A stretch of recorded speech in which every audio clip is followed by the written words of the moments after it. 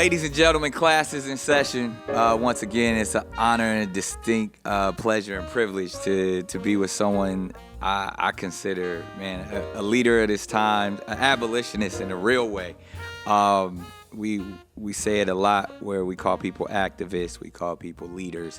But for people to really be putting their energy, their effort, and their passion towards the community in the real way and dedicated their life, an author, a teacher. So it's an honor to have the one and only Shaun King. Brother, yeah, good to see you, man. Good to see you too, man, especially coming out during the pandemic and stuff. I know, you're a father. That's first and foremost. I'm probably sure that's your greatest title. I had to get special permission from my wife. And as a matter of fact, as you know, 2 days ago, I wrote you and I said, man, my wife revoked my permission to come over here. Facts. I was like, I understand. I get it. I said, because I had already said yes, and then like 2 days after I said yes, I said, hey, babe, on Monday I'm gonna go see Nick and we're gonna talk. And she was like, I don't think so. Yeah, that ain't happening. We got kids. Yeah. So my wife has asthma, and some of the kids have asthma. And man, this is literally in 5 months the closest I've been to somebody. Wow. I mean, I've been a hermit since the beginning of the pandemic. Well, it's a pleasure and privilege. I have many COVID tests, so I'm good, but I appreciate you, man. Yeah, I'm glad to be here, man, and good to see you face to face. And I told you when I got here, man, like I'm the king of like dap and hugs and smiles. And the pandemic kind of takes all of that away, and so it's taking our smiles away. Yeah, it's tricky, man. And we've been chopping it up, man. 2020 is an interesting year on so many levels, from the pandemic to the election year to the civil unrest to the things that you deal with daily. But to me, I wasn't alive during the times, but through my readings, it's very reminiscent of like 1968. Yeah. That was the year we lost Dr. King. That was it was an election year as well. It was the Olympics. So many things that when you think about 1968 and all, that's also we lost Bobby Kennedy that year. A lot of things happened, and when you think about I would say 2020 probably would have to be the most difficult year of our generation. Yeah, I think so. I mean, 1968 was too much. People say things that they say are scripture or Bible verses, and people often say, God will never put more on you than you can bear. Yeah. That's not in the Bible, man. That's just people just made that up. They just say that. And sometimes the world, whether you say it's God or the world, sometimes the world puts more on you than you can bear. Yeah. And 1968 was one of those years for this country that was too much. Yeah. It was too much for people to handle emotionally. 2020 is too much. Yeah. I went all the way back and said, oh wow, Kobe Bryant died this year. Like, it seems like 2 years ago. Yeah, that was this year. Because he died before the pandemic, it seems like a lifetime ago. Yeah. But if you go all the way back from when Kobe and his daughter and others died and start there, this is a hell of a year, man. Yeah. And and then even the things, when you think about the things that aren't so connected to our culture, the fires in Australia, yep. The even what the weather has been doing around the world, it's like, as someone, you have some scriptural background as well. It's like you can open up Revelations into 2020 and almost check off, everything. It's one of those years, man, where conspiracy theorists and anybody could look at this and say, this is the end of times. The end of times. Yeah. My dad's one of those people. But it's one of those moments where you're not going to see a whole lot of disagreement, where people can be like, yeah, this might be it. Yeah, that's real. And that's the thing to me. I like to look at it from more of a place of paradigm shifts. Sure. And as the Bible does teach, it's like the end of times actually speaks of aeon, which is the end of an age. An age, and as anybody who knows anything about astronomy or astrology, based off of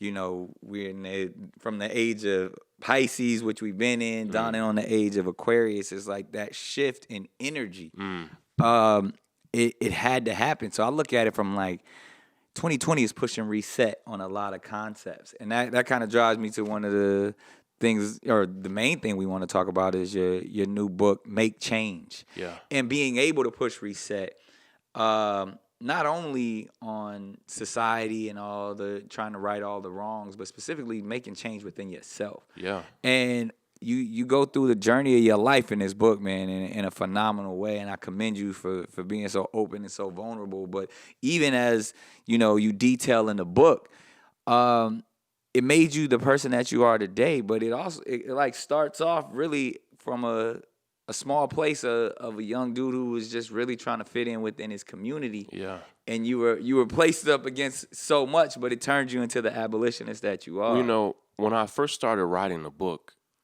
there are two ways you can tell your story. You can tell it like in the way that we post on Instagram, like you can just show the highlights and tell the good stories, and like nobody posts a bad meal on Instagram. Like when you eat a bad meal, you don't post about it. Horrible outfit. you don't post that. Yeah. And when you sit down and write, because the difference between a book and a social media post is that book lasts forever. Yeah. And so I had a chance to write the book as a book of highlights of like, let me tell you my successes and let me tell you the good things about myself.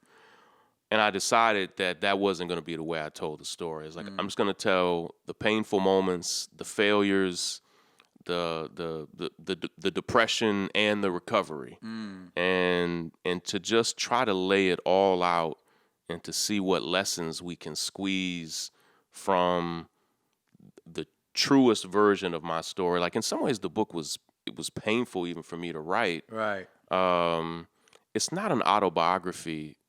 It's autobiographical in places. Like I try to use my story to mainly I try to use my story to help readers understand how they can make change in their own life. Right. And I mean the primary concept of the book is that change doesn't just happen. It's made. It's forged. It's built.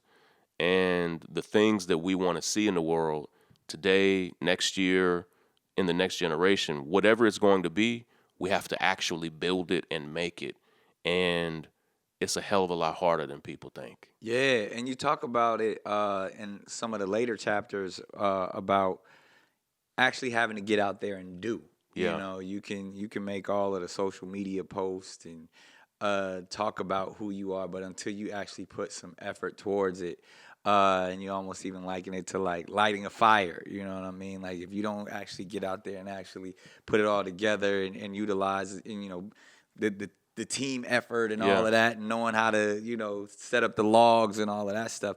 But one thing, it almost feels like it was innate for you because I found it interesting. You didn't really have, or you didn't talk about having like a mentor, someone who laid a blueprint for you. You kind of just got to it. I mean, no, I don't think so. It's not innate. Like, and if it came off that way, then I missed something. Yeah, it feels like you were a leader, and at times I was like, it sounds like you definitely had a strong mother, a stronger older brother. But when it came to like, you was rocking your bullhorn. What I talk about in chapter 2 is it was a painful chapter to write. I grew up in rural Kentucky, a small town with 8,000 people.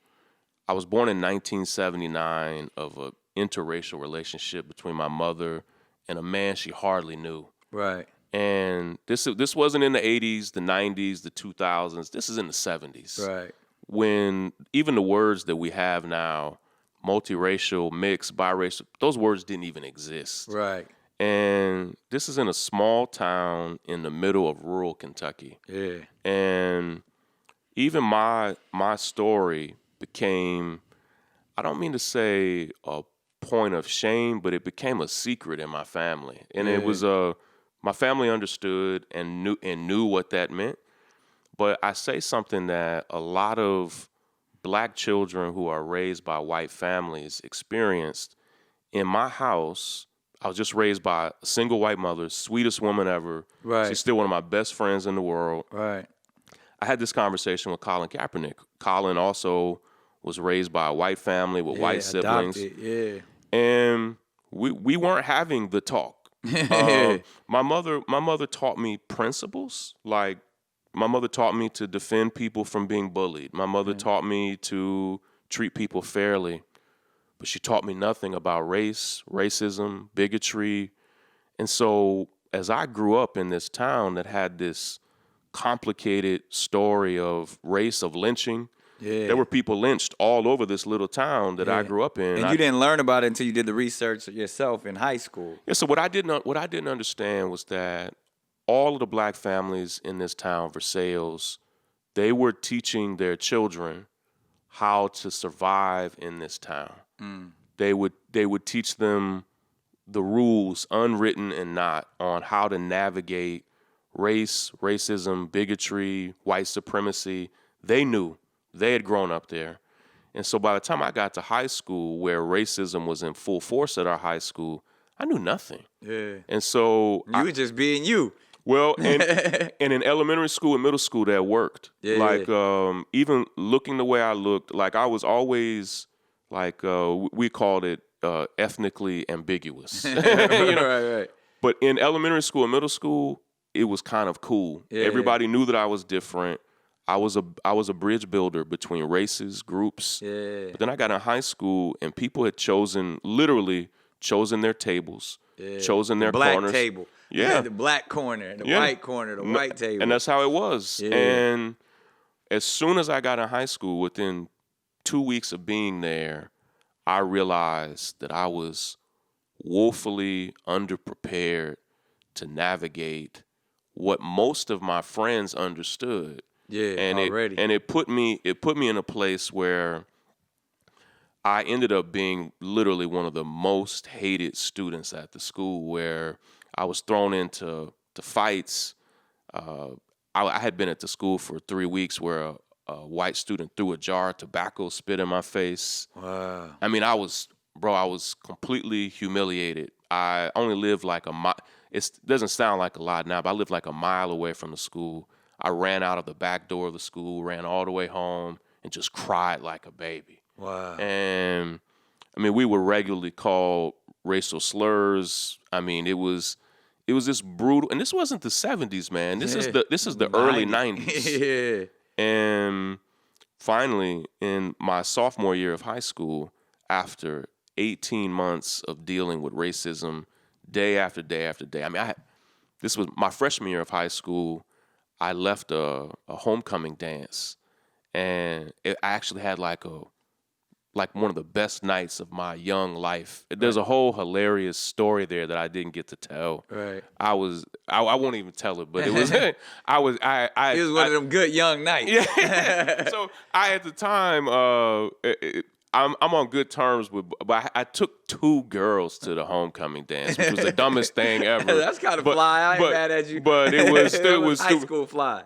No, they found out. So they found out about it, and both were angry. It was like a complete mess. Okay, Right. But looking back on it, it's just like a hilarious, dumb moment. Right. And after the dance, me and my friends would always walk home. I don't know why, but that night, most of my friends left ahead of me. And my mother worked a hard job, and she would never come pick me up at night. I would always walk home. And so I went out the back door of the school, and there was a group of racist students in their truck, Yeah, you in a talk pickup about truck. this one in the book. Yeah. And it was like something out of a horror movie. Like, they literally had their lights off, and I'm still on the school property. They turned their lights on and literally barreled toward me as if they're going to run me over. I'm running for my life, scale a fence just to get away from them. I'm on the top of the fence, and they just parked there. Right. And, like, I'm terrified. Right. And finally, I hop the fence, and they peel out and leave, and I'm thinking, where am I going to go? What am I going to do? Man, that stuff continued. You went back to the dance. Yeah. So I literally went back, and I literally went back into the building thinking, you know, like, It's the safest place. Some faculty or some people could help you out. And being the kid I was, instead of like going and saying to somebody like, hey, this horrible thing just happened to me. I just went in there and looked for like a friend or somebody, and I didn't see anybody that I knew, and ended up just waiting and walking home. And it was the first time that I told my mother. I had already experienced all types of crazy shit. Yeah. It was the first time I told my mother, like, Mom, something devastating just happened. Yeah. So my mother told me, she was like, listen, when you go to school on Monday, you got to go to the office and tell the principals. That weekend, my mother, this is kind of what built me into like a reporter. My mother went to Radio Shack and bought me a little micro cassette recorder and asked me to record the conversation. Wired you up. Right. Yeah. And so I told the school that all of this happened, and they did nothing, man. Yeah. I even saw the guys that were in the truck, and I named them. Yeah. And still, nobody was punished. Yeah. And that was maybe October of my freshman year. Well, what that moment did was it taught the students that they could do that type of stuff to me and get away with it. Right. And so March of my sophomore year in high school, I ended up getting beaten so badly by a group of some of those same students. Same guys. And in school, on the middle of the day, right after we had just had lunch, I was walking we had a little hangout spot by the gym that we literally called the Black Hangout Spot. Right. I was just walking from that corner to my band class. I played the trumpet in band, and it was just a straight shot right up the hallway, no turns. And we saw this group of white students that looked like they were fighting each other. Right. What I know now, I think they were like getting each other pumped up or something. Yeah. But me and my friend LaRon saw it, and we started chuckling because it looked like they were fighting each other. And we just like, And man, white folks crazy. You know, no, literally that's what we were saying. We're like, man, these rednecks are crazy. Right. And so it was time for me to go to band class. And as I got close to the crowd to walk through it, I had no reservations at all. I had made this walk hundreds of times. And as I got close to the crowd, it just got quiet. And I heard students murmuring and whispering. I heard students say, like, there he is, that's him. And then all of a sudden, that crowd just swarmed in on me. I started getting punched and hit from every angle. Wow. And I fell onto the ground. They just started stomping on me on the ground. These guys wore literally like steel-toed work boots. And it seemed like it felt like an hour. It was probably a minute. Right. And a lot of that energy was, and you talk about it in the book, was built on because your previous year and things like it started even from the Confederate flag, and they put some of the interactions you got into where students weren't allowed to wear their Confederate flags or bring it to the school anymore. So they placed all of that blame on you. One, probably because you were someone who was a black man but didn't necessarily look like one to them. So it was so much built on. So that was that moment for them, like, there he is. Yeah. We got it. He's the cause. He's the reason we've been getting in trouble. He's the reason we can't do what we want to do at our school. He's the troublemaker. I'm glad you brought it up because what happened was I had gotten thrown into this fight that I wanted nothing to do with. Right. And this was actually on the local news, man. It was it was as close to a riot as the high school had ever had. Yeah. And that's why I said you just were innately thrown into it. This was like you're destined to be this guy. Well, the thing is, though, when I was going through all of this, I had no intention on being an organizer. I wasn't an activist. I wasn't even, this is 1993. I wasn't even like the 1993 version of woke. Like, whatever that means, I wasn't even that. Right. But I was... all cross of this colors and all of that. Yeah. I did wear cross colors and I did wear I had my medallions. I did have my cross colors and Carl Kanai and all of that, but I got thrown into this fight with a bunch of rednecks at a football game. And what happened was several of my friends, like dozens of people, came, and it ended up being like a huge brawl. Yeah. And several fights broke out. And when I got back to school, that was on Friday night at a football game.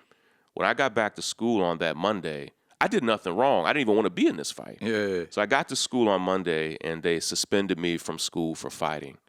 And during those days, I was suspended from Monday to Thursday.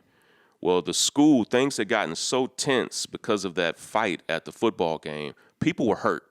And the school decided to ban Confederate flags because in the fights that I was in, the fights at those football games turned super racial, where it was guys with Confederate flags, and it just became, even adults got into those fights. Right. Parents were fighting at the football game. Right.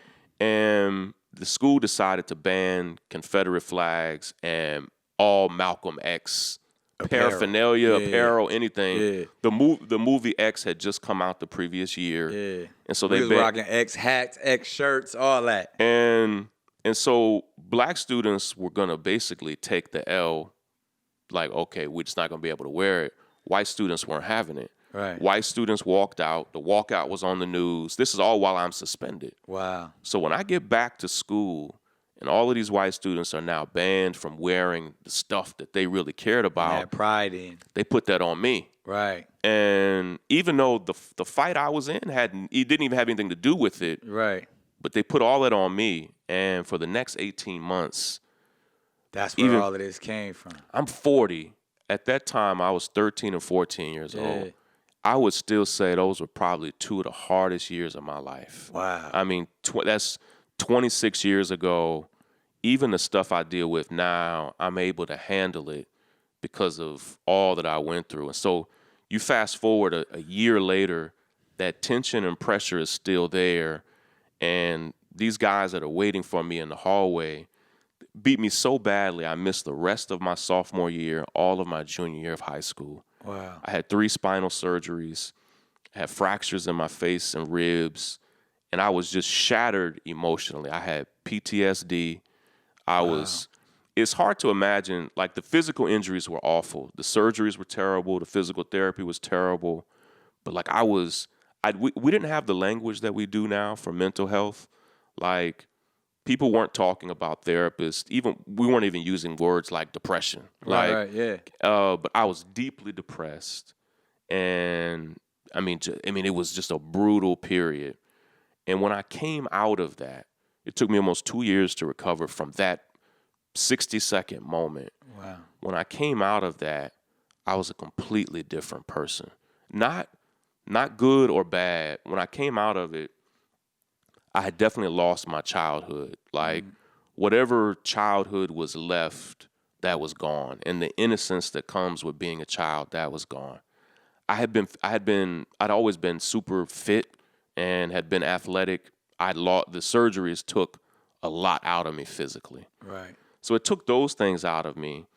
But when I got out of it, I also had this, like, deep sensitivity to people in pain. Physical pain, emotional pain. You said that's your superpower. Yeah, and so it was almost, it's a superpower in the sense that I have a heightened sensitivity to people who are hurting, but it could also take me, and it can also be a two-edged sword that I'm obsessed with it. And it also put in me a huge heart for justice. And I didn't have that before I was assaulted. Like, I was a good guy, but none of the guys who did that to me were ever held responsible. Wow. My mother and I sued the school to no avail. And I came out of that caring deeply about injustice and justice. And in the shadows of that, I left this little town and moved to Atlanta to go to Morehouse. And this goes all the way back to your kind of original observation. I think Morehouse as an institution was my mentor. Oh, man, when I got to Morehouse, man. Yeah. Oh, but when I got there, man, Morehouse was like an incubator. It was almost even like a hospital for me. Students didn't know it, but when I got there, I was broken. You know, wow. Like I had just gotten through 2 of the hardest years that anybody could go through. Right. And when I was at my high school, there was no way you couldn't be black in this school and be student body president. So when I got to Morehouse, you could do anything. Yeah. Like everything. If you wanted to be head of the science, you didn't just have to be woke. Like if you wanted to be head of the science club or the math club, whatever you wanted to be, you could be. Yeah. And it was there that You actually did it. Yeah, You yeah. became, president and all of that stuff. And so that was where it was a huge but that happens to a lot of. That's why I love black colleges, Yeah, because this country is brutal, indeed. and at a black college, you can be in an environment that was actually created with you in mind. And I've traveled, man, over in the book I say 45 states, but I've traveled now to 47 states just over these past 6 years. I've spoken at hundreds of predominantly white colleges, and every time I go, black students are regularly dealing like with the reality that these institutions were not created for them, Yeah. and they're dealing with the stress and the pain of it. GWIs. Yeah, these Yeah. predominantly white institutions that were built with other people in mind. Yeah. And the beauty of Morehouse was everybody from the president to the head of athletics to almost every professor I had, to the people who were not just fixing the food in the cafeteria but running the business of the cafeteria, were all black and all loved you. And everybody there treated us with a level of dignity and love and respect. For 4 years, for 4 years in this bubble that we experienced at Morehouse, racism existed outside of the campus, but it was like you were in this bigotry-free, racist-free zone. Yeah. It wasn't a Garden of Eden. Like, it had flaws. And that's I wanted to even ask you this because I picked up on it a little bit from the book, but I like how you dealt with it. But I know this is a real thing. Colorism within our community. And it seems like a lot of this stuff, even for the stuff that you just touched on, was based off of how you identify. And, even some of the white students were like, yo, this dude is the same complexion as me, but for some reason a little cooler with the black kids than I am. So you were breaking color lines when you didn't even know it because you were just being yourself. But then even getting into an institution like Morehouse and being a strong voice there, and as being woke and all that you had been through, a lot of people, and I've even seen a lot of your haters and stuff like that talk about, and I see this is almost like a running joke of light skinned guys, like they almost have to be extra black because there's painful. I hate to keep bringing Colin up, but it was one of my first conversations with Colin is where we had that conversation. This was when he was still in the league and was still working through everything. And so when you look at Huey Newton or Colin Kaepernick or Malcolm X or Angela Davis or others, there are a couple reasons why super light-skinned folk feel a burden to be even more outspoken. There's also a level of privilege that you have, of skin privilege that somebody like myself has, of being able to push the envelope in a way and not pay the same price as somebody else who may say the exact same thing as me but be darker, and there's a certain level of consequence that I might not face. Right. And so there are two or three things, like even Colin and I talked about even our access to whiteness itself. Like, I grew up in a white house. I grew up with an extended white family. And we not only have kind of an ability to be outspoken, and not all, you can't say that Colin didn't pay a price, because he clearly did. I mean, you did too. Yeah, but we also have an understanding of some of the nuances in white culture because of our proximity to it. And so when I got to Morehouse, though, there was very little colorism at Morehouse. It wasn't like School Days. It wasn't the was some of jigaboos it. and the wannabes. There was a little bit of it, but very little, in part because I wasn't the only person who looked like this at Morehouse. Right. Like, when you get at Morehouse, when I was at Morehouse, Morehouse was the largest it had been when I was there. There was almost 3,000 students.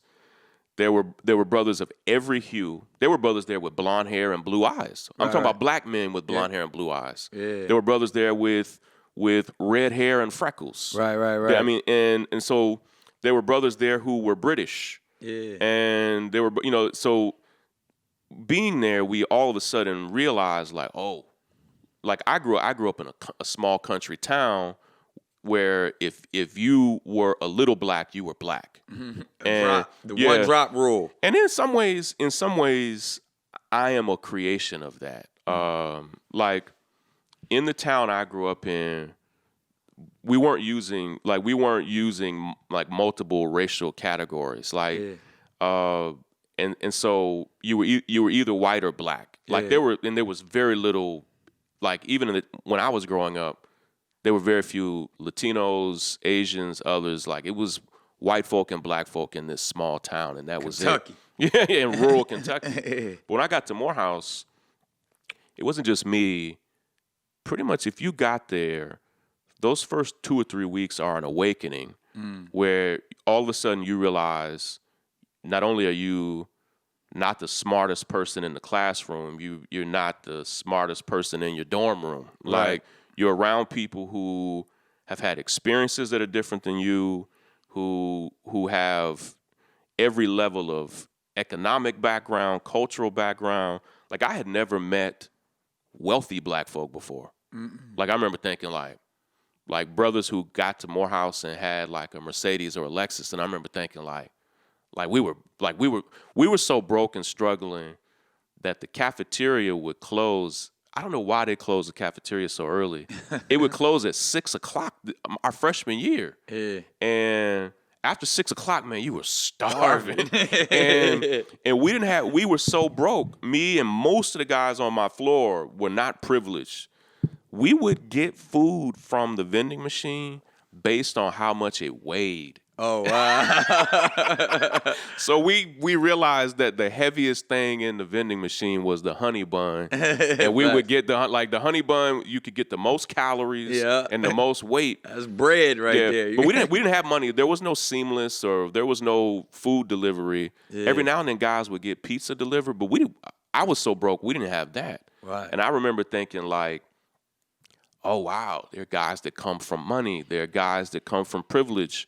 Or I would meet guys whose grandparents went to Morehouse. I was a first-generation college student. Yeah. And so you get there to this place that was designed to train black men to be leaders. And then you realize, like, oh, being a black man in America can mean 100 different things. And it was just, I grew up in a small town where there was a very narrow definition of if you were black, of who you could be, of what you could do. Yeah. And Morehouse just expanded our minds. You know, one of my best friends is a civil rights attorney, Lee Merritt. I talk about Lee in the book. Yeah.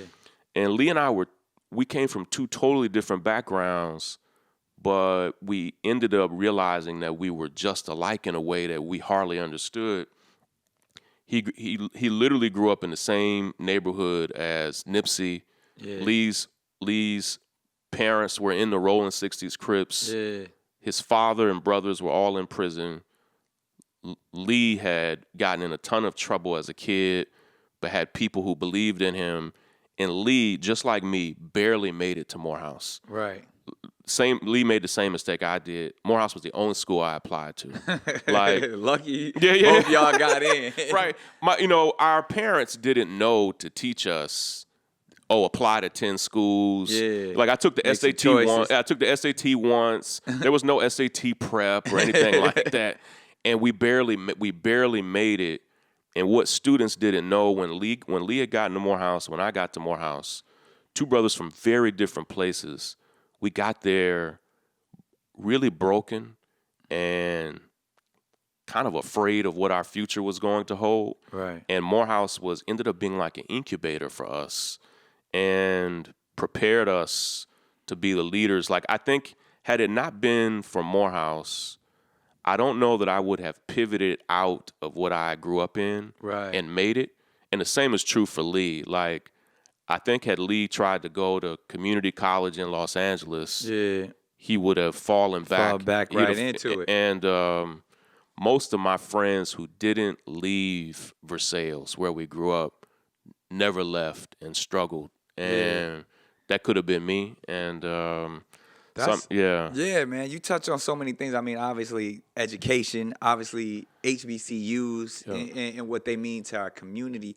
But it sounds like, and even in making a shift throughout the book, you go from a spot of, becoming that dude at Morehouse, from in the orators Yeah. competitions, being able to deliver sermons, getting into the world of theology, coming out of that space and actually even doing activism and jumping into, sounds like many different jobs, but it seems like, again, when I speak of your innate calling for this Yeah. space, whether through negative experiences or positive experiences, what all of your experiences built or prepared you for was clearly the things that you're doing today on so many different Yeah. levels. But Yeah. it seems like it probably kicked off. I mean, sounds like initially, take it back to like the Genesis times and all Yep. of that stuff. And Well, it was in 1999. I was student government president at Morehouse, and this was a formative moment. I got a chance to speak to this brother's mother, and it meant the world to me. In 1999, I was 19 years old, and there was no social media. And we learned that a young brother named Amadou Diallo had just been shot 41 times. Yeah, crazy in New York. unarmed, nonviolent, shot by the NYPD. He broke no laws. Yeah. They later claimed He that had it was something in his hand or something like no, that. no. He didn't have anything in his hand. They claimed they thought he was somebody else. Which was bullshit. They made it Right. up. And then he pulled his wallet out Yeah. to basically show them, I'm not who you think I am. And they then claimed that they thought his wallet was a gun, which is a lie again. Right. And they literally shot this man 41 times. It's crazy. Well, Amadou Diallo was for us we were teenage boys. Yeah. And he was for us what Breonna Taylor is for teenagers today, what Ahmaud Arbery or George Floyd is. And that was our first introduction into like a national police violence story. Right. We were working in 1998, the year before that, there was a brother named James Byrd. James Byrd would be a national name if what happened to him happened in the age of social media. He was literally lynched by a group of white supremacists in Jasper, Texas. Wow. And we're at Morehouse when these things are happening. We're in this kind of, Morehouse felt like a bubble. Right. And it felt like, it almost felt, and even we actually loved our campus police at Morehouse. Like they were warm and kind to us. It was an all black, like brothers. loving police force Yeah. who would tell us, don't go far off of this campus. Right. And so we were aware that on these 60 acres that we were safe, but that outside of these 60 acres, there was James Byrd, there was Amadou Diallo, and that shaped even how I saw myself as a leader. And so even as student government president, I was kind of like an activist president in that way. But I was dating my high school girlfriend, Right. and who moved from Kentucky to go to Spelman. Oh, y'all had the black love story. And we did the dumbest mess. I tell students everywhere, like there's certain things like do not try this at home. Right. She got pregnant. She was a sophomore. I was a junior. And like, if you think college is hard, have a baby During college. I mean, I had a work study job. Right. Like I was like living off of student loan refunds. Wow. And like I knew how babies were made, but it was not planned. Right. And at the time we were 19 and 20 years old. Wow. And here I am, a student leader on campus. And I have to say that because having a child at that age changed everything I did next. Like I had to get a serious job. I say in the book I started working airport security. It was my first. That was like I knew that I couldn't pay the bills with my work study job, and 9/11 had my wife was pregnant. We got married, Right. and 9/11 happened, and I got a job as airport security. And then when I finished Morehouse, I got a job as a high school history and civics teacher. And I had been through a teacher training program. And then I got recruited out of that job to teach in Atlanta's jails and prisons for this beautiful organization called the Holistic Stress Control Institute, started by a black woman named Jenny Trotter. And I don't know if Jenny is still doing this work because this was 15 years ago. Right. But she started this organization during the Atlanta child murders. Oh, wow. Yeah. And she started this organization in 1981 to teach children how to handle the anxiety and stress. You know, there's some movies and documentaries about this now. Yeah. But it had taken the stress of these murders took over Atlanta. Scared the whole city. And so she started this organization to teach kids breathing techniques and things like that. Meditation. Yeah. Yeah. And so she had a grant that she hired me on to go teach those same techniques in Atlanta's jails and prisons. Wow. And she and some other people knew me when I was student government president, and they recruited me to the organization. And for 3 years, I traveled to over a dozen different jails and prisons, full-time, every day, teaching stress control strategies, stress relief strategies Wow. to young people who were, and here was our grant. Our grant was to teach young people who had been tried as adults and were about to be sent to prison. Wow.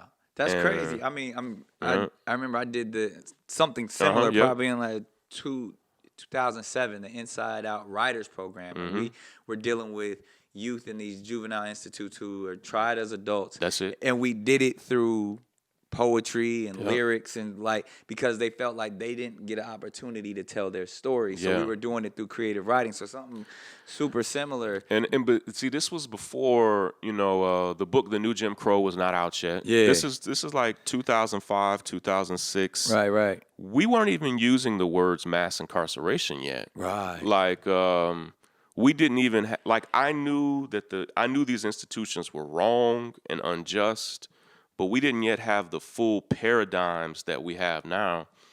But it shaped the way I saw incarceration, systems of oppression. I mean, it shaped the way I saw even my life as a leader.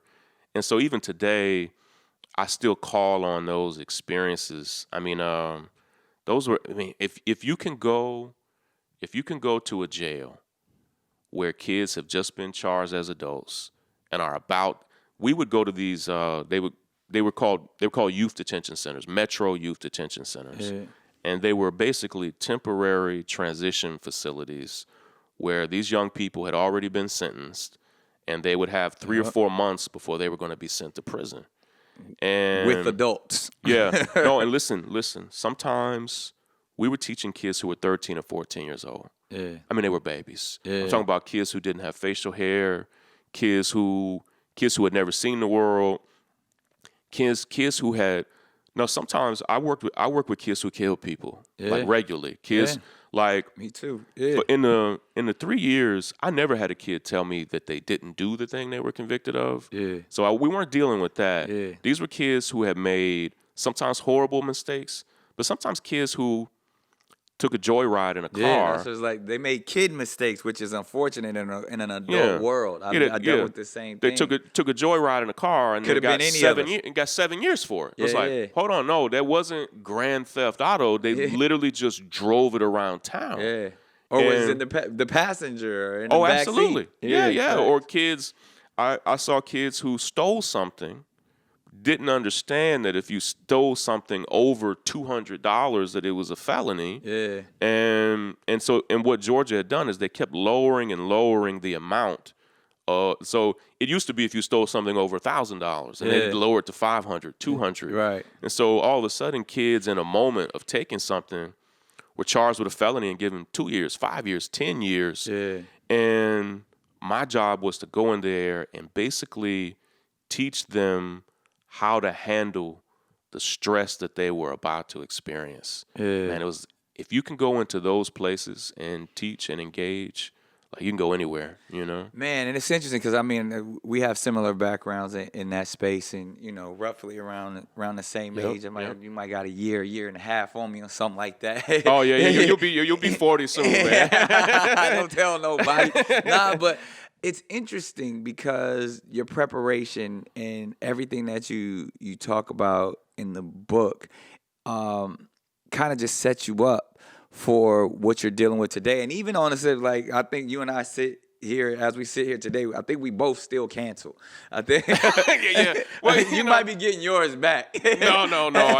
I get canceled about once a month, man. And And for various reasons. But the point I wanted to make, even we can elaborate on this as well, is that when you're in these institutions and you're in these facilities of incarceration, people a lot of times, whether I'm, sticking up for my man Kanye, or even at times where I've had dialogue about R. Kelly or Minister Farrakhan, and people instantly want to say, we got to throw that person away, or we canceling that person. And on many different levels. Sometimes you get canceled for just saying something in a tweet, and sometimes you get canceled because you're a convicted felon at this point. Yeah. But when you've been into these facilities of incarceration and you've seen children who are being tried for murder, you've seen actually lifers. I've spent time, on the Inside Out program with lifers, dude, that have already done 30 plus. Yeah. I work with brothers on death row now. Yeah. And you find the humanity in them. Yeah. And so I often tell people, like, yo, you want me to throw this person away or get rid of this person because of something they said or something they done. I'm talking to murderers every day. And who did it? Yeah. And I see the love and the compassion and the reform in these people. Yeah. So if I'm not going to give up on that, brother, why am I going to give up on Shaun because he tweeting about Kamala, or you know what I mean? Like, that's the there's a thin line here where I appreciate the power of social media to try to hold people accountable for wrongs. Like, so I posted a video last night that somebody sent me of a police officer who has this young brother jacked up, and he has him up against the wall, and then he's whispering some like evil shit in the guy's ear. Right. But he's being filmed, and you can hear what he's whispering. Right. And it's like, me posting that on social media is me trying to hold this man who thinks he's unaccountable. It's me trying to hold this man accountable. But one of the key principles of, particularly if you're going to do work in the mass incarceration space, there has to be a level of grace. You have to be able to give people second chances. You have to believe that people can be restored. And my struggle with some of the consequences of cancel culture is it goes against one of the core principles of believing that people are better than their worst moment. And for all of, like, every day I get letters from men and women all over the country who are incarcerated, many who aren't writing me to tell me that they are innocent. Right. They're trying to tell me, Shaun, 22 years ago, I was 14 and made the worst mistake of my life, and it looks like I'm never gonna get out. But Shaun, I'm not a 14-year-old anymore. Shaun, I'm totally different. Right. And I know on the other side of that this brother might have taken somebody's life, but that he is a different person. And I try to see him through like the lens of grace. I had a brother who sent me a video one time. Guys are getting cell phones in jails and prisons all over the place. Yeah. And somehow, brothers will regularly send me videos, and a guy recorded a video where he was talking about the conditions in his prison. And the brother was so sharp and so brilliant. And I posted, he wanted me to post it. And so I posted it. And a few days later, a man who I didn't know came to me through Mark Lamont Hill. And Mark said, Shaun, that brother whose video you posted, he killed this man's son. Wow. And he said the brother whose video you posted, he never really apologized or acknowledged it, and now you've posted this video, and the video was brilliant. Right. He said, "Man, Shaun, this family loves you, and they were devastated that you posted this video of the man who murdered their boy." Yeah. And it just showed me like this work is complex. Yeah. That I removed the video. I thought about it, and so Mark introduced me to the father who wrote me, and he said, like, "Shaun, we love you, and we love that you fight for people who are incarcerated. But let me tell you why I think you've missed the mark on this particular case." Right. And so even in that, I didn't remove it in a knee-jerk reaction. Like, each person is different. Yeah. And even like when I saw what you were enduring and going through over the past few months, it broke my heart, one, because I understand what it feels like to have the eyes of the nation focused on you. Yeah. And people, until you know what that's like, people assume they know what it feels like to have multiple groups of people piling on you at one time. Yeah. But until you've actually experienced it, it hurts. It can be hard to see clearly and think clearly. Yeah, and because what you get is also multiple people saying you're right, you're wrong, you're right, you're wrong. And part of even why I felt like I wanted to even make a post about you, because not only had you always been kind and warm to me, I just felt like, listen, I can't join in on canceling this man, one, because he's become my friend. Right. But and that's important to say, like, there's a relationship there. Yeah. And social media is not really about relationships, and so it makes canceling people, like, I mainly get canceled by people I've never met. Right. I don't know. They've never looked me in my eye. We've never listen. I see people all the time. It actually breaks my heart. I see people all the time online saying that I've mistreated black women. Nick, never in my life I've never raised my voice at a person. Right. Not only have I never said a cuss word at anybody, I've never said a harsh word toward anybody. Right.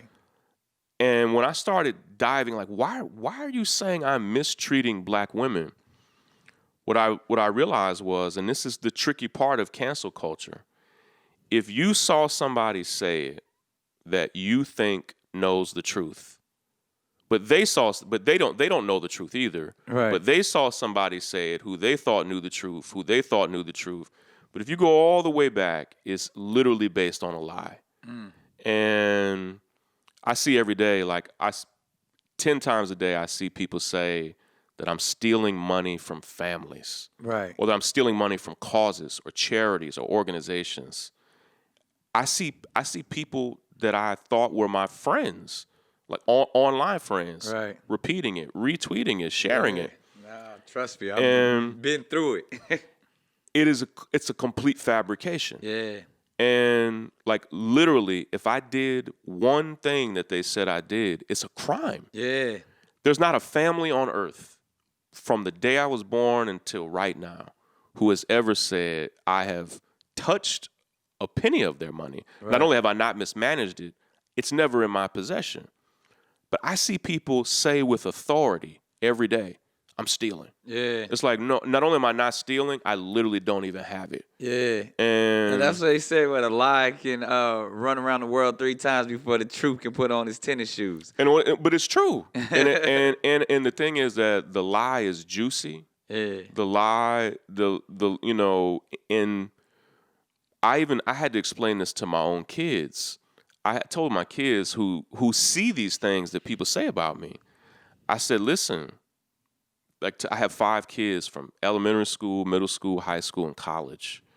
I told my kids, if I saw the things people were saying about me and didn't know if they were true or not, I would not respect this guy.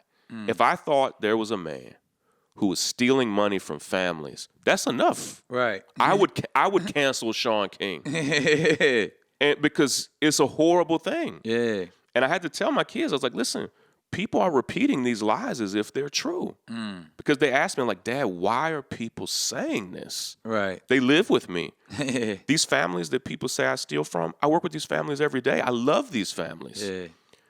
But if I thought that there was a person who was mistreating women, complete falsehood, Right. and stealing from families, I see people say that I've plagiarized something. I've never plagiarized a day in my life. Right. Like, it's never happened.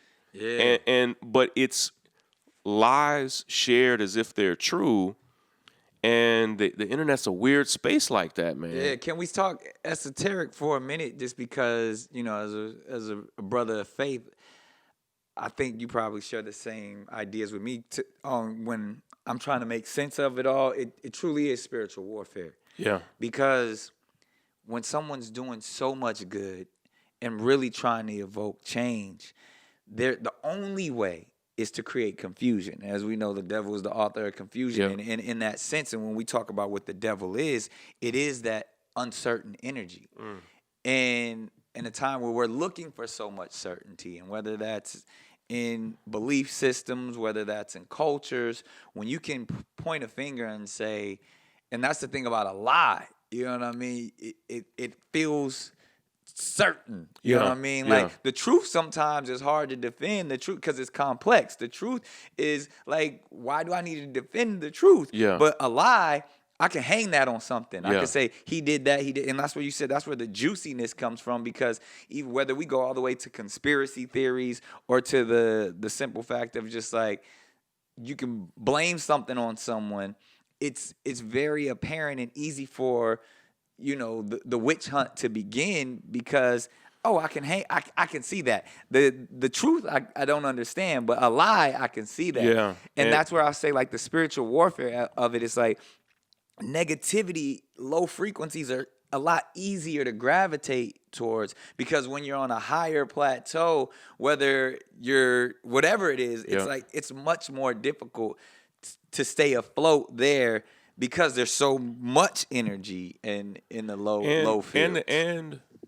we're there are several things going on that are, I think, you have to acknowledge the time that we're in as well. Like 2020, we've talked about this, it's a hell of a year. Yeah. Where everybody's nerves are frayed for good reason. In the middle of a pandemic in this country, 5 million people have contracted the coronavirus. Nearly 200,000 people have died. Right. 50 million people have lost their jobs. An astounding figure. Yeah, that's crazy. Most of those 50 million people don't have health insurance. Right. Now, unemployment benefits have been drastically reduced. Congress just took off for a month vacation. So people, and you put on top of the pandemic racial injustice with the murders of Ahmaud Arbery, Breonna Taylor, George Floyd, and more. On the day George Floyd was killed, 2 other black men were murdered by police. Yeah. Like, that's just like, we just talk about George Floyd, but 3 to 4 people a day are killed by police in this country. Right. You put on top of that the loss of civil rights legends, John Lewis, Joseph Lowery, C.T. Vivian. Yeah. 2020 is a painful year, and a lot of what I see people doing is acting out of that pain. So much pain. Yeah, that's what I keep telling people. People are like, what have you learned from all this? I was like, people are hurting. People man. are in pain. And so what I see sometimes, like, I think you and I both are so publicly accessible. Like, I have a daily podcast. I'm organizing daily. I'm visible daily. It makes people who are visible. Let me even go back. Sometimes if somebody is abusive in their house, they may be abusive to people that they love. Like, they may be abusive to a spouse or children that they love, but the root of their anger is not their spouse, is not their children. The root of their anger may be some despair that happens somewhere else, but they're abusive to the people that are around them. And it doesn't make the abuse any better, of course, but they're not abusive because that person or those children did anything. Well, in this climate, I see a lot of people being abusive to the people that are around. And like you can't be. You may have seen recently that the author Ta-Nehisi Coates. Yeah. He just left social media. Yeah. And he felt like he was tired of having to defend himself. Right. He was tired of what he saw as a lot of abuse and criticism. And he had the privilege of just saying, I'm just going to go off and be a writer. Yeah. I might even leave the country. I'm going to live. He went and lived in Paris. Yeah. And I get it. And a lot of times it's easy to be abusive to the people that you see, even though it might not be the people that you see that are actually doing you wrong. You know, like Right. I was on this panel a couple of days ago with it was me and it was Uncle Bobby, who is Oscar Grant's uncle. It was Chance the Rapper, and there was a few of us on there, and I realized that like 2/3 of us on that panel, Steven Jackson. About 2/3 of us on the panel had all been canceled in the previous like 10 days. Yeah. And again, like I said on the panel, if we let them, there'll be nobody to defend ourselves. Like there'll be nobody to advocate on our people's behalf because we've canceled Steven. Yeah. We've canceled, like 2 days earlier, people had canceled Chance because of something he had said on social media. It's like, listen, you can critique him, and that's fine. But stop saying this person or that person is canceled. You know, it's... And do we get? And this is my thing, because I'm writing my next stand-up act about it, and I love it in the sense because almost we cancel you, but we write back. We get your library card back going immediately because it's in that sense of like we back rocking Gucci. We back, you know what I mean? It's certain things that probably we should rally around. Right, it's right. It's funny. We're one of the most forgiving and compassionate groups as well. We'll call you out on your bullshit, but it's almost like I wish we had another term for it, and that's why I said it should be counterculture. We call somebody to the office, or, you know what I mean? Because certain things that we say as people who are outspoken and in the public eye, or certain things that are done, we do need to be held accountable. Well, here's but the we can't throw anybody away. Well, here's the tricky part. On several different, so I'm a grown ass man. Right. I am 40 with 5 kids. You know, right. Like several times when people have tried to cancel me, I have gone even to the person who felt they were most offended, right, and said, "Can we talk? Yeah. Can we meet?" Likewise. I've even gone to people to say, "Hey, do you want to mediate? Like, let's mediate this and let's talk." And 9 times out of 10, they won't talk. They won't engage. I've even apologized and said, "Listen, the words that I've chosen, the way that I went about this, if I could go back and do it over again, I would change this, this, and this." Right. And I've even had people who cancel me say, like, "Fuck your apology." Like, I mean, like literally. Yeah. Nah, I've been there. Literally say, I've definitely been there. like literally say, and I was like, okay, I am not against accountability. Right. Not for myself, not for you. Right. Not for anybody that we're fighting for or against. But I am against this idea that not only are we going to cancel you, but we're going to close the door. We're not going to have a conversation. Right. Like, there's got to be some path to restoration. Yeah. And because what I say, and I don't mean it to be arrogant, like, I'm literally not going to stop doing what I'm doing. It's who I am. No matter what you say or believe out there. And so I would This is my life's work. Yeah. I would rather do it with peace. I'd rather do it and repair broken relationships. Yeah. Like, I want that. But in light of the fact that I'm not leaving and I'm going to continue to organize and work and be present, let's try to find a path forward. But what I find is that doesn't always exist in a way that I think goes against the values that we say we're fighting for. Right. And so if we're truly fighting for civil rights and human rights, and at the root of that is the belief in the quality of a human life, it gets back to even this conversation. It's not just about I'm close friends now. There are brothers who are incarcerated for crimes they committed that I have gotten close enough to that, like, I see them as family. Right. And they made horrible mistakes. Yeah. Well, for me to live that out requires me to be generally forgiving as a principle. But if that forgiveness, if that possibility of restoration is not really present in the way we're leading our movement from day to day, then we have to check that. Like, we have to say, are we growing heartless? Right. You know? And that brings me to the conversation, because I think that as a people, and I'm generalizing, but even if I go back and I, study, the miseducation of a Negro with Carter G. Woodson and a lot of the things that he put forward, even like Souls of Black Folks with W.E.B. Du Bois, they both speak on this institutionalized mentality, and it often it rings to my spirit when I hear people say, "What about all this black on black crime in Chicago?" And without getting too detailed and complex, it was like, I quickly said, "That's your fault too." Right.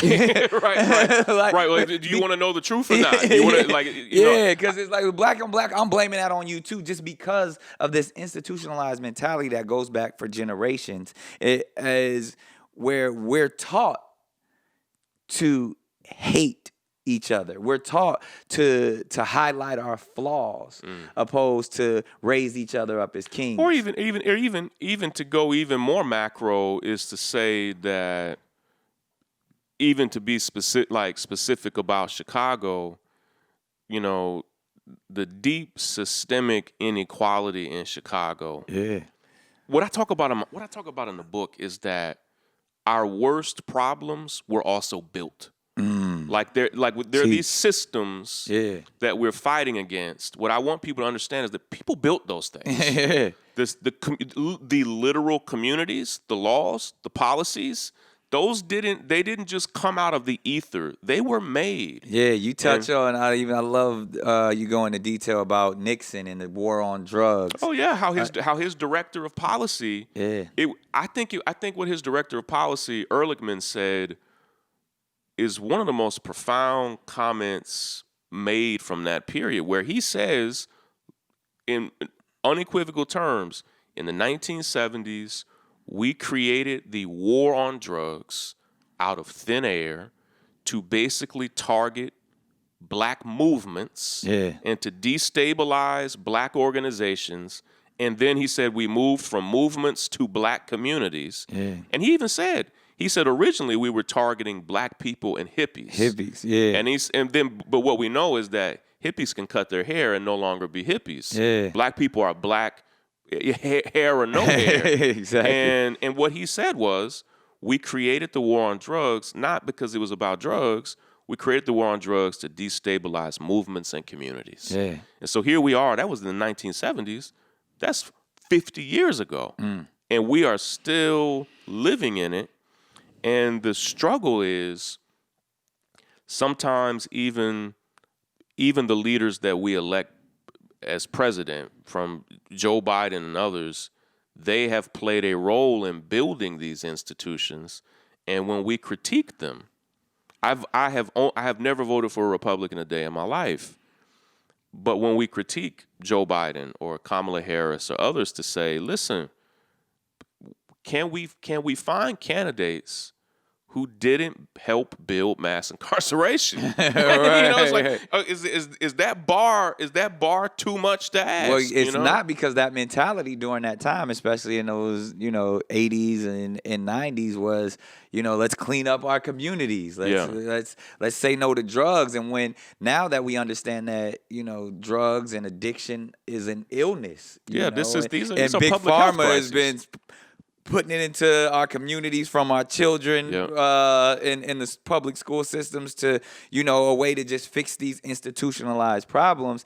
And we criminalize people who are sick and criminalize people who are catering and trying to get out of their situation.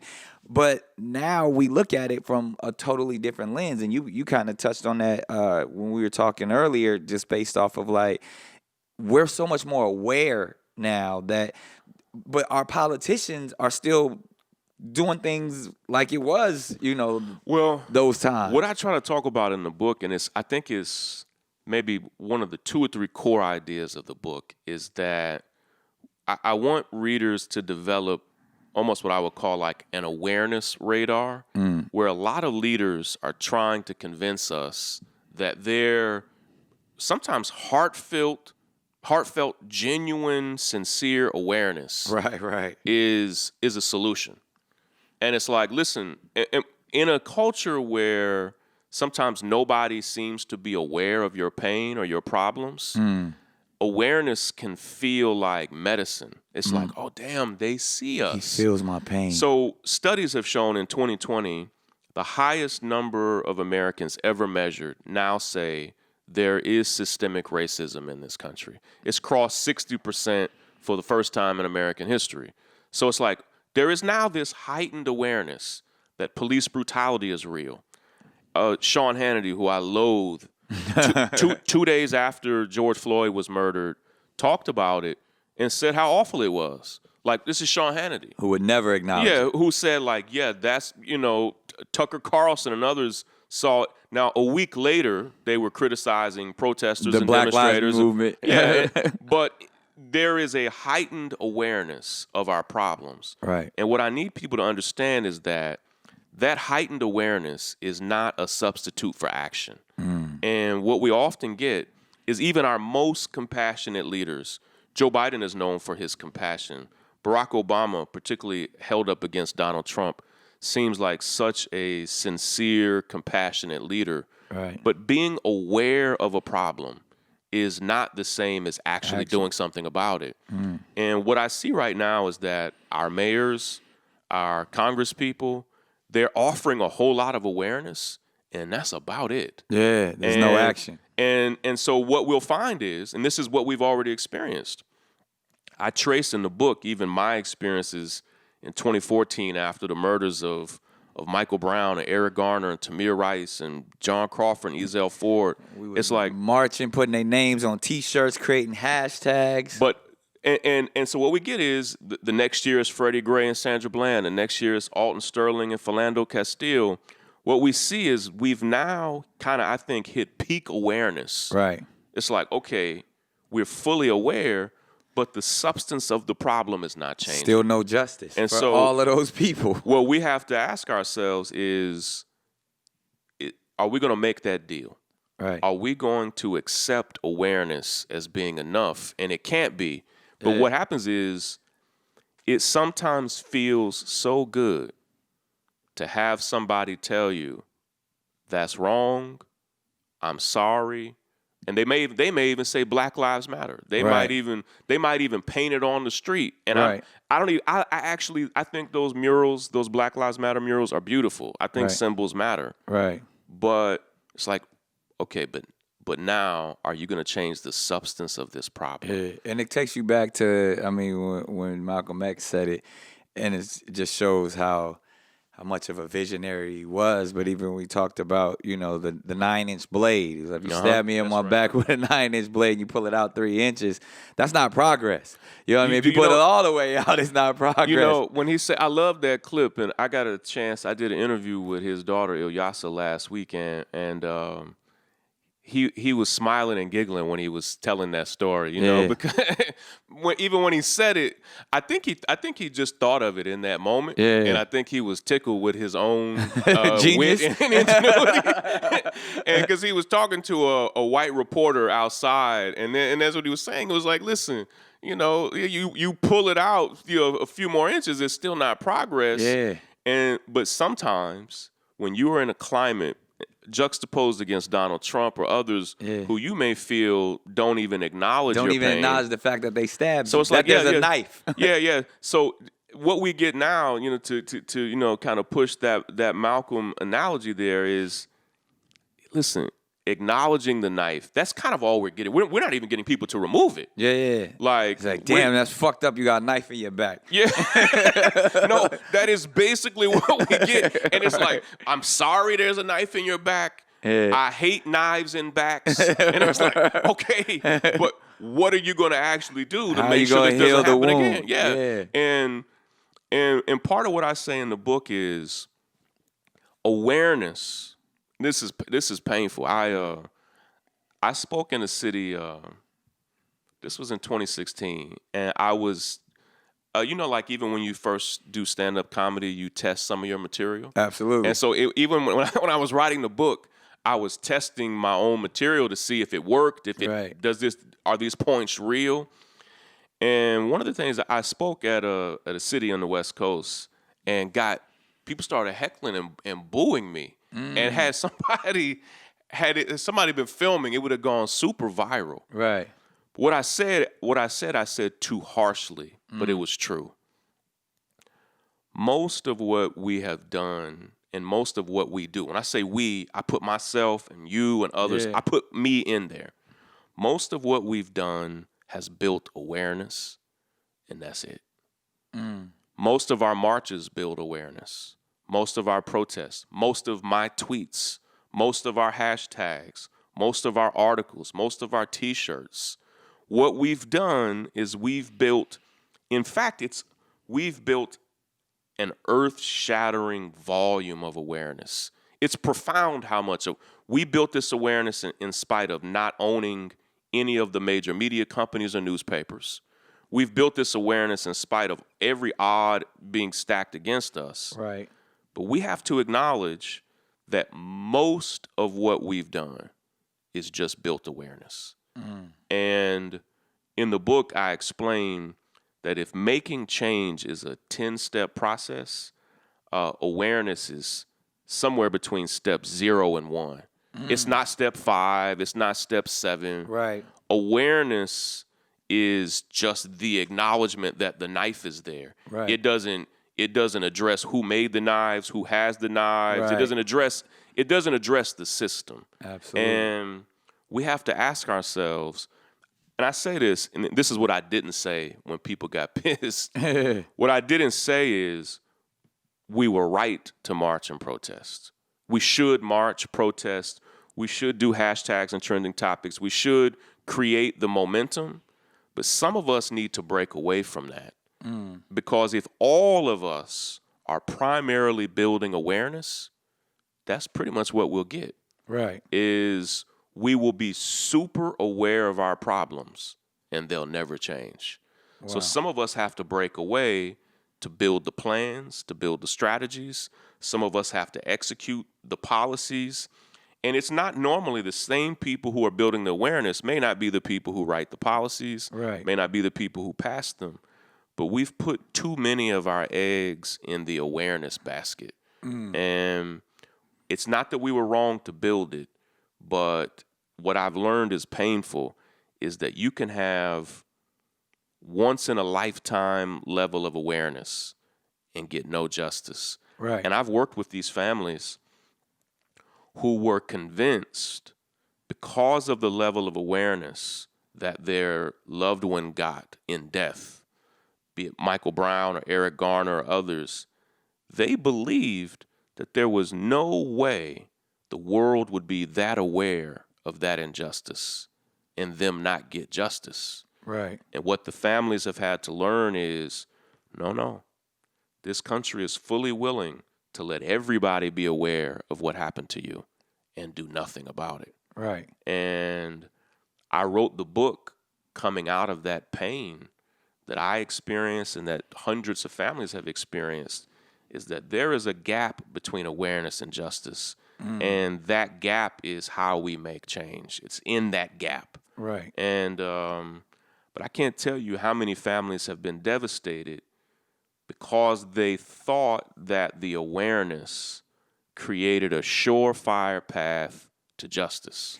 Yeah. And it didn't. Man, I've been on many sides of that. Yep. Even one that I reached out to you in that same time where, an artist of mine who, was wrongly shot by the police. Yep. It was a mental health call. Yep. Somebody called, because he had slit his throat. His father called, and the police showed up and shot him. And he needed a nurse. Yeah. He needed care and compassion. An ambulance didn't even show up. The police showed up. And, I sit here, painfully having to even say, like, he's no longer with us, even though, and he ended up taking his own life, even though he was in a coma for months and he getting through it. But it's like, we don't even know what that does to us as a community when we constantly see, like, one of the reasons that we believe is, like, he was traumatized by that experience of knowing that a police officer is still driving around, was able to shoot him, and he would have nightmares of that same police officer coming to get him. And, I became close friends with Erica Garner, the daughter of Eric Garner, and Erica literally, after 3 years of fighting for justice for her father, literally died at the age of 29, fighting for justice for her father. And Erica told me that every day she lived in New York,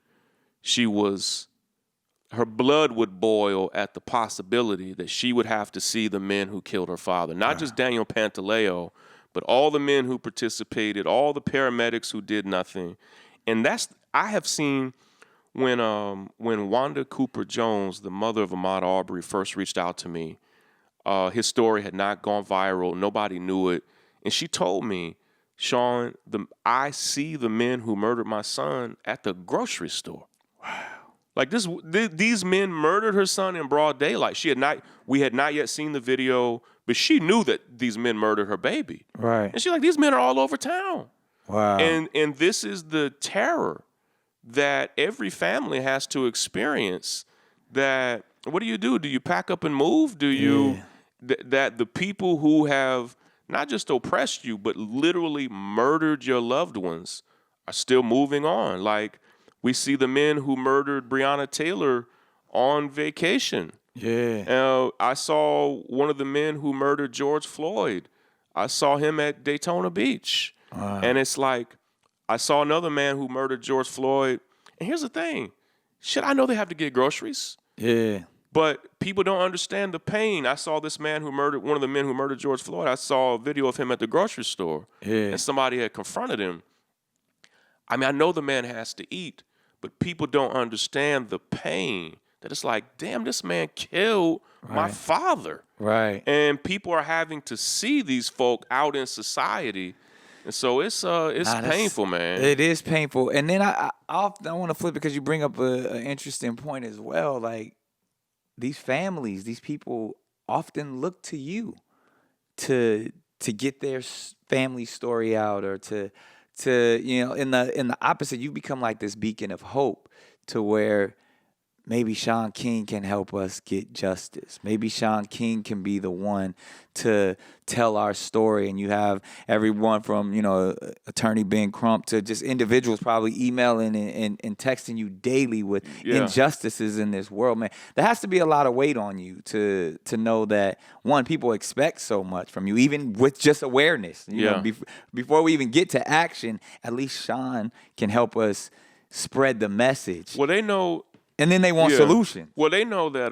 So for all my critique of awareness, you don't have change without it. Right. So awareness can create the environment where change is possible. Right. But it's not, being aware of it doesn't mean change is coming. Right. But families who there's no awareness of the injustice they've experienced, what they understand is that if I'm able to weigh in and support them, that gives them leverage with a police chief, with a district attorney.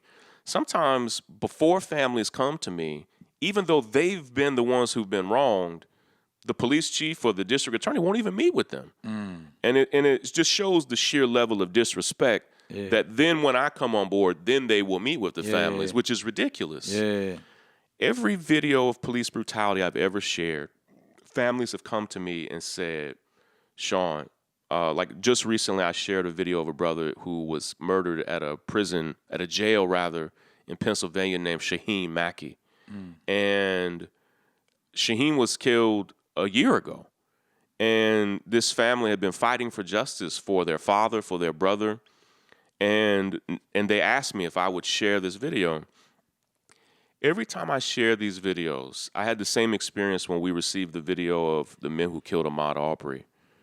A Lee Merritt, civil rights attorney. He and I are co-founders of an organization called the Grassroots Law Project. And when Lee and I got that video, we had to decide, are the national consequences of people seeing this video worth sharing? Like, and here's what I mean. We are aware that when we share a video of Shaheen Mackey being executed in a jail, of Ahmaud Arbery effectively being lynched, that it causes trauma. I know it does. Yeah. And I don't feel good about it. I see people all the time. Public lynchings, as you say. Yeah. Anytime I share, I see people who say all the time that I enjoy sharing these things. I hate the videos. Less than I hate the videos, I hate the injustice in the videos. Right. So we weigh the cost nationally versus the potential that sharing it could help a family get justice. Yeah. And so had we not shared that video of George Floyd, of Ahmaud Arbery, I don't think the officers who killed George Floyd would be arrested. I don't think the men who killed Ahmaud Arbery would be arrested. At the same time, I'm aware that sharing these videos causes an accumulative amount of trauma for the world. Yeah, for all of us. Has there ever been one where you felt like, nah, we can't share this one? Well, there have been times where I thought sharing a video might hurt a family or might hurt their case, and I almost always am working with a family and their attorneys, and sometimes a family may say, Shaun, could you please share this? We think if you share it and talk about it, it'll help us build momentum on this case. I may see something in the video that makes me think, no, they might hold this video against you. Normally, if a family comes to me and asks me to share it, if I see a path to getting them some semblance of justice, even if that means it helps them in their civil case where they're suing the city, if I think it may help them in that way, I almost always share it. I have some rules. I make my descriptions vividly clear that what you're about to see is horrible. I make sure that the moment of violence is not at the beginning of the video, but is 15 to 20 seconds in the video so that you had sufficient time to turn away or to click away so that you understand. Like, there's never a moment that I share something that you accidentally happen upon it. I try to give people time to click away and a clear description of what they're going to see. Right. I still hate it. I hate that we live in a system that this is the thing I'm needing to do to help families. It's absurd. And it's the only way at this point, because even when you see someone like a Breonna Taylor, and a lot of people saying is, I think Ben Crump told me this, is like one of the reasons why it's not happening faster is because we don't have a video. There's no video. And Crump knows. And I've worked with Attorney Crump since the murder of Trayvon Martin. And he and I worked together. I think we came on board to support Breonna literally the same day. And when he and I fully wrapped our minds around it, one of the things we regretted was that even that there was no body camera footage, there was no security camera footage, anything that can humanize and make the moment real. That's why we then started trying to find as many photos of Breonna as we could. So what we've tried to do with Breonna, since we can't show the injustice, we try to tell her story. And people have latched on to her story because, to me, she's like, everybody knows a Breonna Taylor. She's super relatable. Yeah. And one thing people don't know is how young she actually was. And when I had a chance to talk with her mom, who was a young woman, and you'd be like, man, you think like this was a woman with so much potential and such a bright future. Oh man, and they loved Louisville. And they actually moved from Indiana to Louisville. They wanted to be in Louisville. They chose to be there, which is a beautiful city, right? They saw Louisville as a place of opportunity for them. Breonna was working 2 jobs. Her mother, Tamika, is literally working 2 jobs even now. Yeah, and so they saw Louisville as like they were coming up. Like she had met a man that she thought was the love of her life, Kenny, and literally on the day she was murdered, this comes after a day of her working as an essential worker, and so many lies have. The reason me and Crump and others feel like we have to go so hard is people start spreading so much misinformation. We see white supremacists and bigots and even conservatives and others say that her house was used as a drug house. Lie. Complete fabrication. Not only did they not find any drugs in her home, they scoured that home with drug-sniffing dogs and everything. There was no residue, no hint. She had never been arrested or charged. Her boyfriend, Kenny, they both had spotless reputations. It's embarrassing to even have to say these things. Yeah. Because even had those things existed, she would not have deserved what happened. Right. But her character was impeccable. Yeah. And police lied and said that the Postmaster General of Louisville, that is basically the United States Postal Service, kind of has local CEOs. The man who oversees Louisville's entire postal system, they said on her warrant that he said drugs were being sent to her home in the mail. And he has now come out and said, no, I never said that. Like, you all completely made this up. Right. And which is a crime. Right. And so whether or not the men are going to be held responsible for the murder, there were crimes that were committed that go back even before the higher murder. levels. So not only did they falsify that information, the Postmaster General, and not only did he say he didn't say it, he said he would be the only person who could have said it. Right. So there's no one else who told you that. And he went on the record publicly to say this. He said, so there's no other Postmaster General who could have told you this. Yeah. It would only have been me, and I didn't say it. Yeah. Not only that, but they were cutting and pasting information from each no-knock warrant onto each other. So that night, they executed 10 different no-knock warrants. They were literally just cutting and pasting and saying all the same things on every warrant. So for them, there was no humanity in the process, no real specificity. And then even when you look at the police report, there's so many lies on there. The police report actually says that that there were no injuries. Oh yeah, right.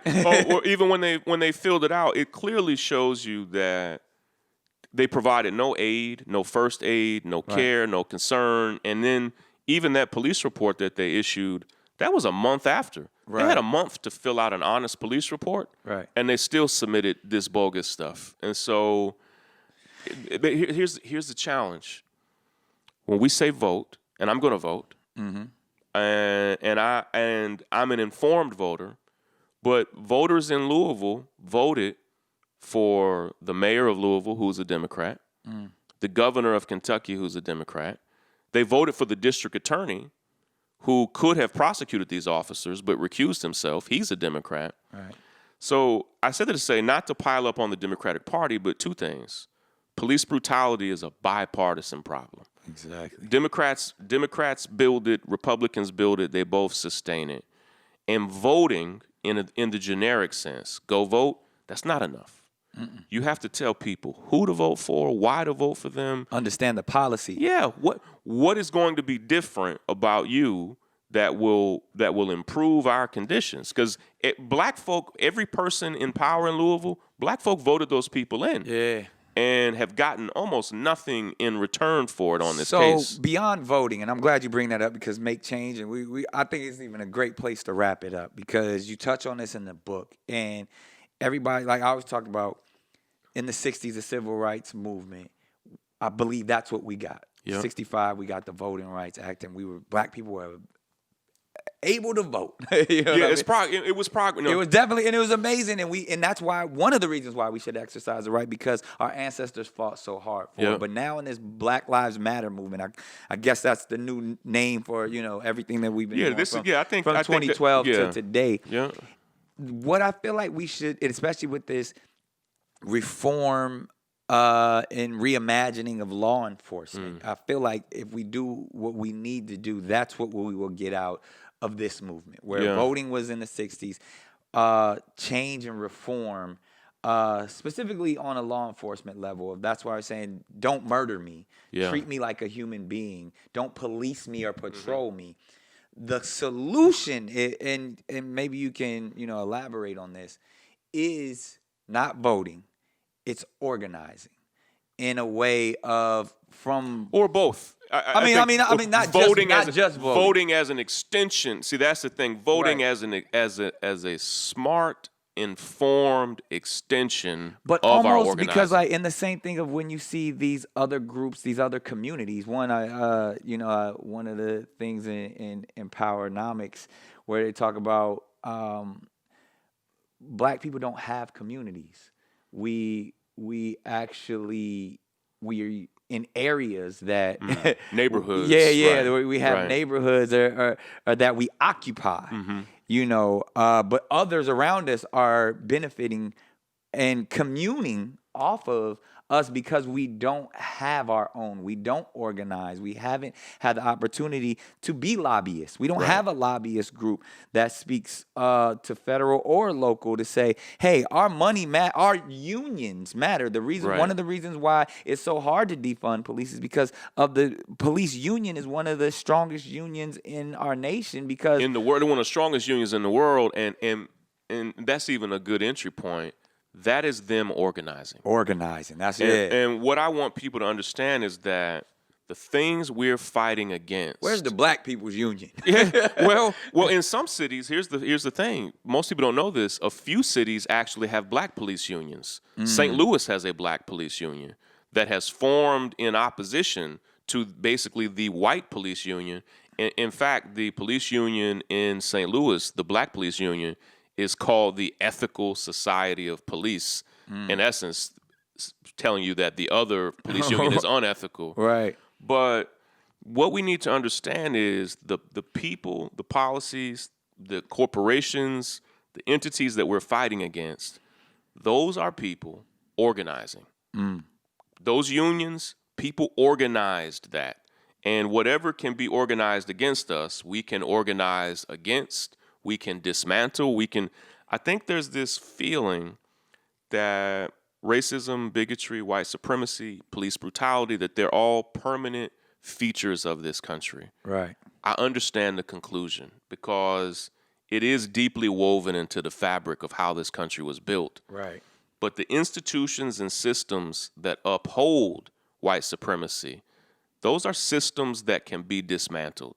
And when we talk about reimagining public safety, there's so many ways in cities we control.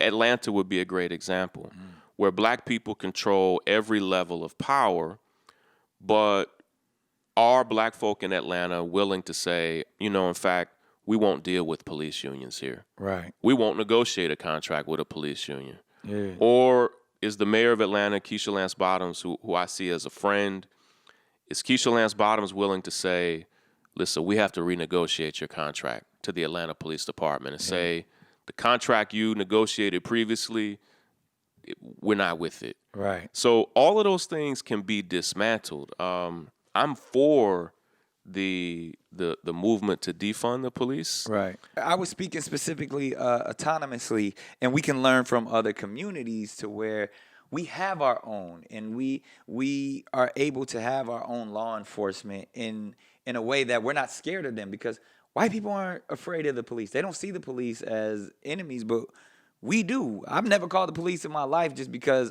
that's not code. Yeah, see, people who might be watching this would be shocked to know that I would say 99% of black folk have never called 911. Never. Because we pay for it. Yeah. It literally comes out of all of our paychecks and all of our income and salary. We pay for the system, but we are terrified to call it when we need support because we don't know if it's going to be support that comes. Yeah. Our assumption is it could be horrible. Yeah. I live in Brooklyn, and in the community that I live in, there's a significant Jewish population in that community, and they've done something brilliant. And it took me a while to even understand how they were doing this, in part because they have different cultural and medical needs when they have an emergency that adheres to their own faith traditions. Yeah.